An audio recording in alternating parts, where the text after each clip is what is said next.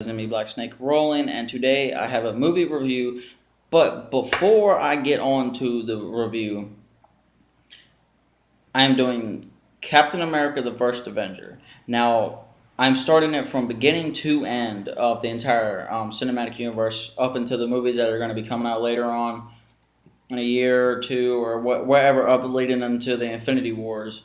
And Infinity Wars will not be a two-part movie; it is a standalone movie now. Just in case if you haven't seen my video about that, but I'm gonna be doing it how it really should be watched. Since that the first Avenger is before anything else. So it takes place before anything else. But with that, I'm going to do beginning to end entire cinematic universe in order of from what I've seen on the website of how it should be in order. But the movie, But okay, whatever have you. Now let's jump into it. Captain America: The First Avenger was released in 2011. It is 2 hours and 4 minutes long, and the IMDb rating is 6.9 out of 10. Now, I don't personally agree with that, to be honest. I mean, I would give it a 7 or 8 out of 10. Now, this movie takes place in 1941 during World War II. And I'm just going to give a brief little thing about it if you haven't seen it. Spoilers. Um, Hydra has come into possession of the Tesseract. And, well, they're trying to make weapons and all that. And I forgot his name, but he's the head of Hydra. And he's kind of disabandoning fucking Hitler and all that, and he becomes the Red Skull with his own trying to get his own super soldier serum shit, and it wasn't ready. But it focuses on Steve Rogers. He has tried to enlist in the army 5 times, but he can't because of his physical, like being like he's too small, scrawny, he's weak, he has asthma, he has a bunch of other problems and all that.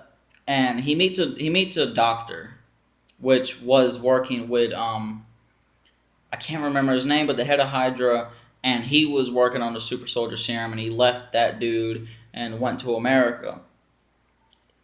Bucky, being Steve's friend, they were at a expo, and they were talking and all that about him being in the army and all that shit, and that he wants to do it and all that. And so when he goes to enlist again, when he tries again, he leaves. Like, Steve is still in the room, but the doctor leaves, and then comes a scientist, and he offers him an opportunity to be in the war and all that. I'm not going to spoil the movie, but it is how Steve Rogers became Captain America. Now, I honestly loved the movie. I thought it was amazing. Before they before any I was aware of the cinematic universe. Like, I remember when Hulk and Iron Man came out and all that, and then they started coming out with Thor and Captain America. I wasn't into it. I didn't like Thor. I didn't like Captain America. When it came to Marvel, I liked Spider-Man, Hulk, Iron Man. I liked that. That's what I liked when I was younger.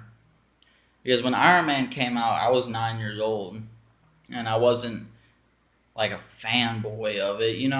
But now I feel like I've wasted a lot of time on those movies, and I'm trying to catch up. But with this, I'm gonna get into it. Now, overall, the movie was amazing. There was a cool montage where that cat was going around just destroying shit that was related to Hydra and all that, and the fight scenes were amazing. How everything played together and all that. I mean, there's not really much to say. Like, if you haven't seen the movie, you should really see it. I don't want to spoil it for anybody that hasn't seen it. But overall, the movie was amazing. I personally liked it, and I've seen every other cinematic universe or Marvel cinematic universe movie other than Thor: The Dark World. I haven't seen that yet, but I've seen all the other ones, and I'm definitely gonna watch that the day previously before I make that video. So I mean, there's not really much to say, like it, like the whole movie, like it was good. Like, there's nothing really I can say about it, you know. And I feel if you haven't watched it and you are a fan of the cinematic universe and you haven't seen it, but you are looking forward to movies like Doctor Strange and Thor and the Spider-Man Homecoming movies that are going to be coming up, then you should definitely start from the beginning and work your way up, because it's like getting into a Harry Potter book and just reading like the fifth book and not knowing what the fuck has happened before. And in this movie, it introduces the Tesseract. I think, yeah, it introduces the Tesseract and all that. And I mean, the fighting was good. The visuals were good. The actors were amazing.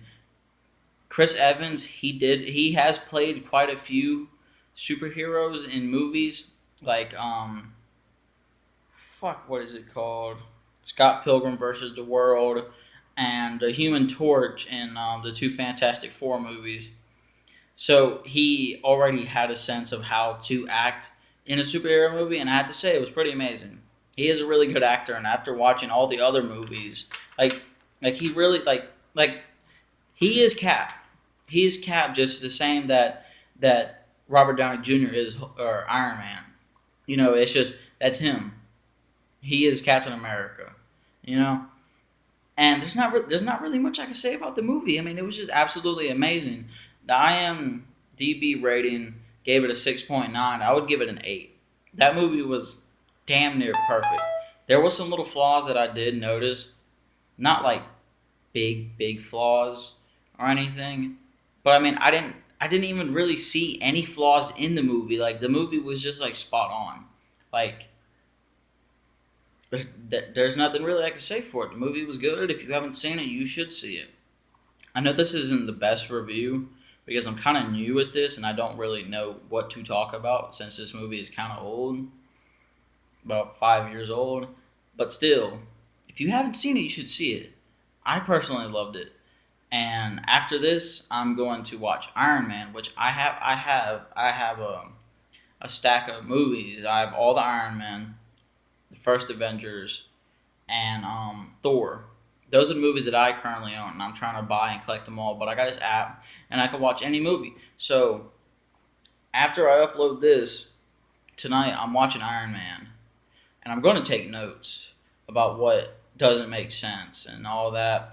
And I will actually like I don't know. I don't know how to give movie reviews other than tell you that it was good or if it was bad or things that I didn't like, things that didn't make sense.